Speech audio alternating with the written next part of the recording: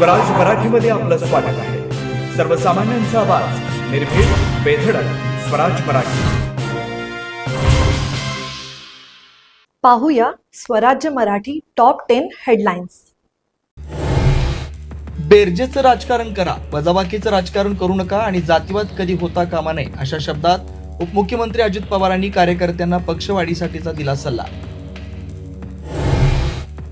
7 दिवसांमध्ये प्रतिज्ञापत्र सादर करा, अन्यथा देशाची माफी मागा. मतचोरीच्या आरोपांच्या नंतर निवडणूक आयोगाचं राहुल गांधींना आव्हान, तर निवडणूक आयोग घाबरल्याचा काँग्रेसचा आरोप.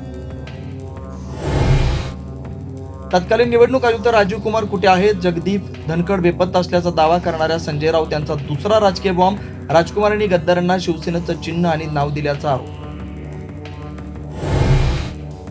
कृषी मंत्री दत्तात्रय भरणे यांना खात्याचा भार सोसवेना, क्रीडा खात्याच भर असल्याचं वक्तव्य वादाच्या शक्यतेनं भरणेकडून तात्काळ सारवासारव. स्थानिक स्वराज्य संस्थांच्या निवडणुकीमध्ये युती डोक्यातून काढून टाका, भंडाऱ्यामध्ये प्रफुल्ल पटेल यांच्या कार्यकर्त्यांना सूचना. राष्ट्रवादीकडून स्वबळावरती लढण्याची चाचपणी सुरू असल्याचा चर्चांना जोर. ठाकरे बंधूंची युती झालेल्या बेस्ट पद संस्थेच्या निवडणुकीला अवघे 24 तास शिल्लक असताना मोठा ट्विस्ट. निवडणुकीमध्ये अपहार झाल्याचा भाजपचा आरोप. 21 संचालकांना चौकशीसाठी नोटीस. 42 वर्षाच्या लढ्याला अखेर यश. कोल्हापूर सर्किट बेंच मुख्यमंत्र्यांच्या हस्ते उद्घाटन. सातारा, सांगली, कोल्हापूरसह 6 जिल्ह्यांमधल्या प्रलंबित खटले सर्किट बेंचमध्ये चालवली जाणार. मुंबापुरीमध्ये बाप्पांच्या आगमनाची धूम. चिंचपोकळीच्या चिंतामणीचा थाटामाटात आगमन. इतर प्रमुख गणपती मंडळांचा सुद्धा वाजत गाजत स्वागत होणार.